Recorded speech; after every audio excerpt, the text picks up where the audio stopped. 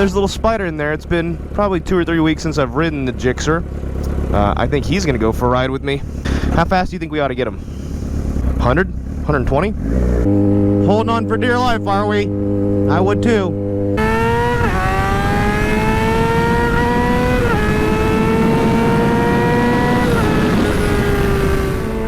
What is going on YouTube? It's your boy, Do With Dildo here, back at it again with another moto vlog. I've been cranking these out kinda lately compared to my normal schedule.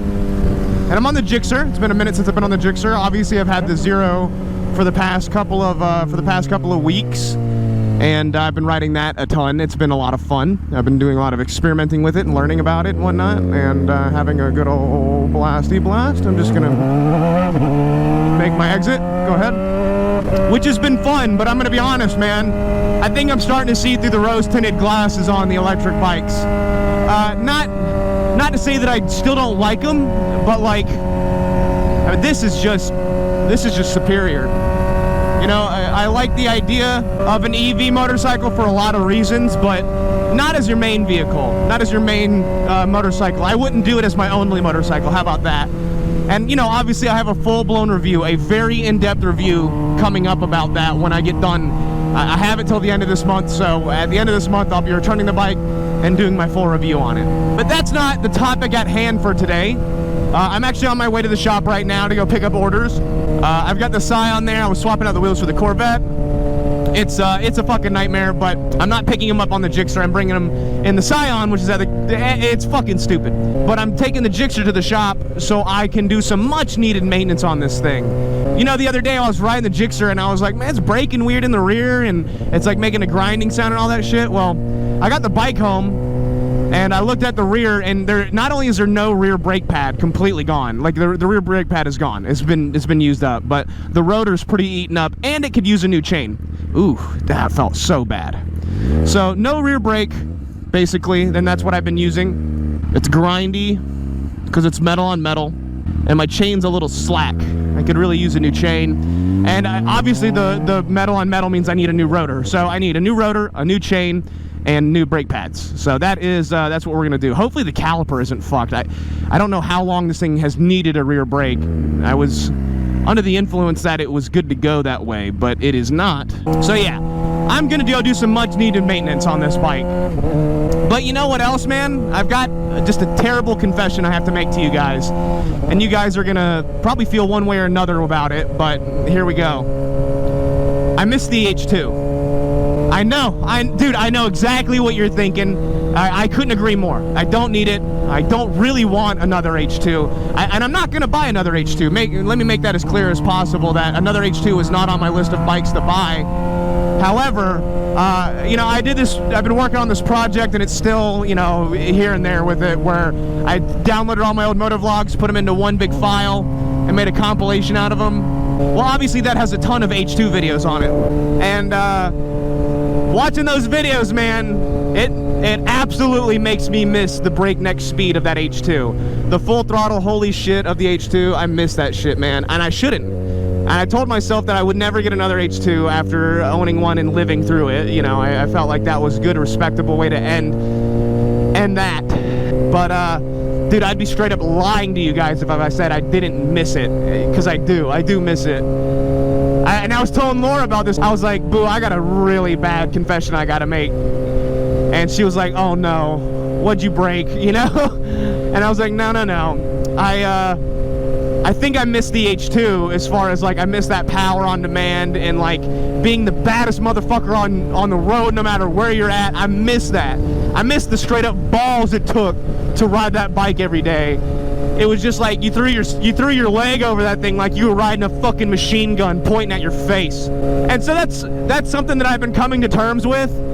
You know, after my ankle break, I really lost a lot of confidence in myself.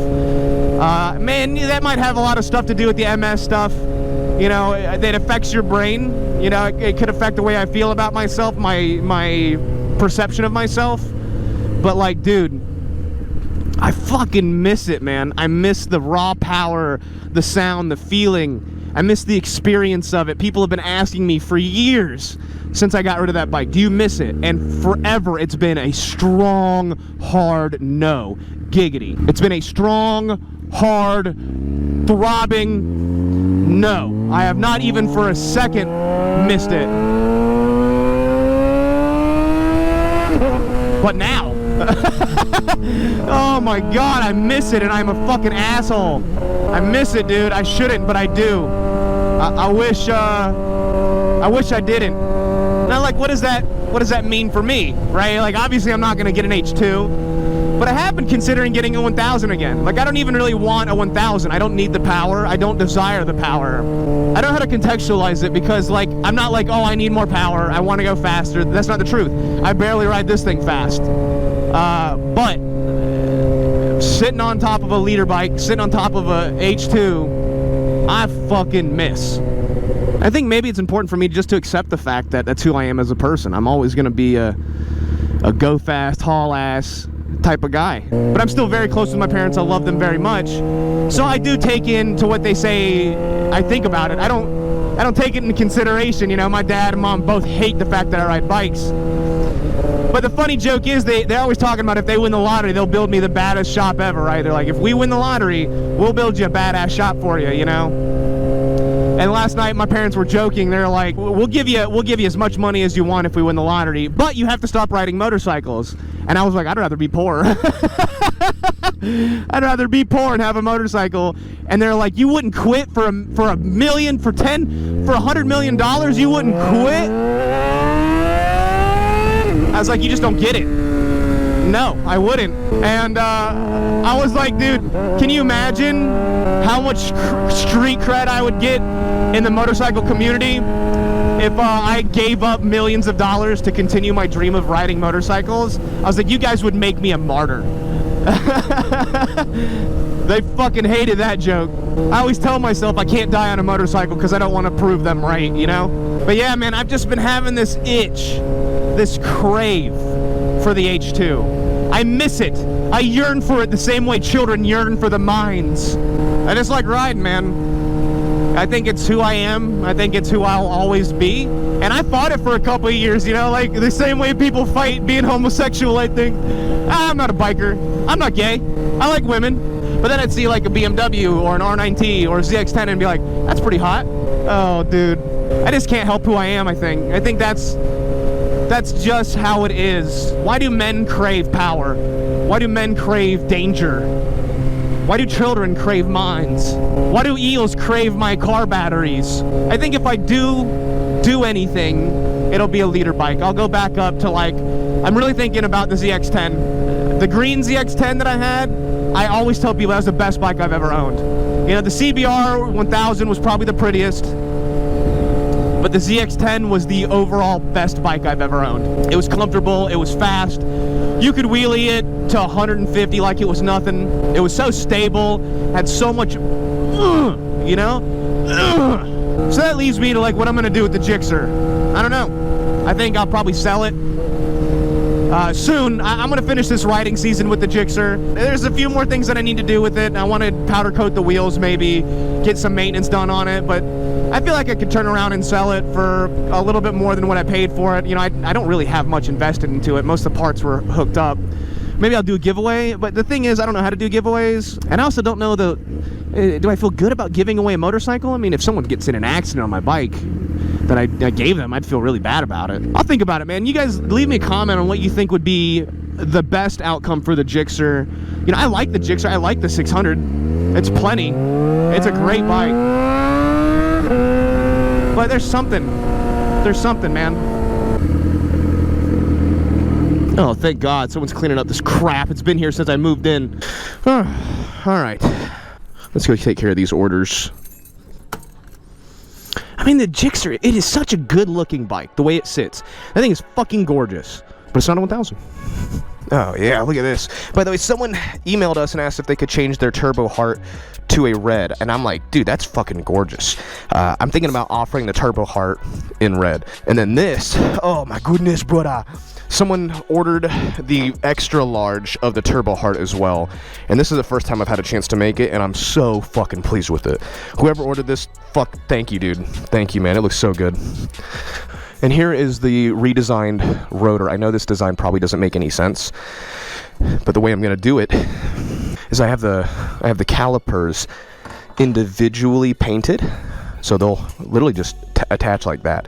And that way, if people want, they can choose the color of their caliper. I haven't instituted that into the website yet, but it's on the list. Look at all these hangers. We got some bronze, we got some black, we got some white, we got some red, we got some purple. Man, thank you guys so much for keeping the business coming. It has been so much fun. Even in the heat, man, I'm doing this in the Scion stuff. The Scion build is going to start hopefully next week. I've got wheels and tires lined up for it. I've also got a body shop that I trust to repair this. I just don't know how much it's going to cost.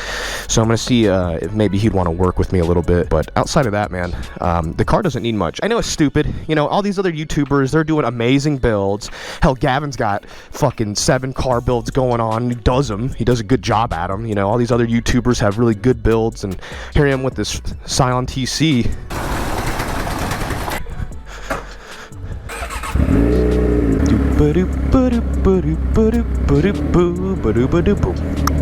Yeah, dude, that rotor, oh shit, that rotor pad might be fucked. Yikes. That thing is rough. The rotor is done. I need a new rotor. I probably should go ahead and throw a new chain on it while I'm at it. The rotor on the front looks okay. I should probably just go ahead and replace the front JIC, you know? Anyway, bye.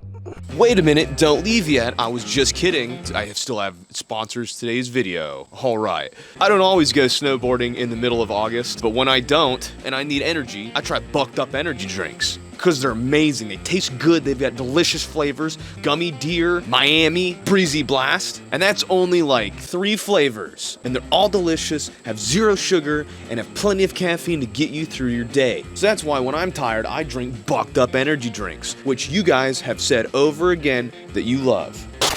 And you can find them in select gas stations, GNCs, and Walmart. But if you go onto the website using my link in the description and use the coupon code DOITWITHDAN, you can save 20% off of your entire order. Listen, I'm not a math guy, but that sounds like a bucking good deal, if you know what I'm saying. Click the link in my description and you'll get 20% off. Did I mention that it's hot outside?